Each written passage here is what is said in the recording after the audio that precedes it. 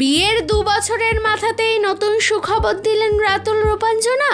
নতুন জীবনে পা রাখতে চলেছেন দুজনে। 2024 সালের 19 এপ্রিল সাতপাকে বাধা পড়েন অভিনেত্রী রূপাঞ্জনা মিত্র এবং পরিচালক রাতুল মুখোপাধ্যায়। দেখতে দেখতে বিয়ের 2 বছর পার করে ফেলেছেন।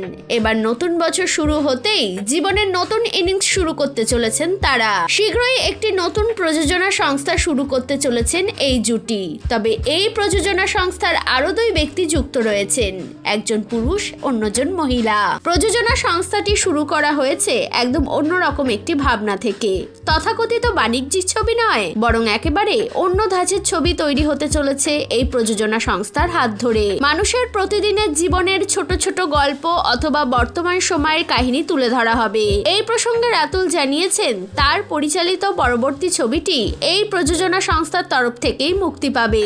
ইতিমধ্যেই টলিউডের বেশ কিছু তারকার সঙ্গে কথা হয়েছে তাদের, যাদের মধ্যে অনেকেই জানিয়েছেন তারা এই প্রযোজনা সংস্থার সঙ্গে কাজ করতে ভীষণ আগ্রহী।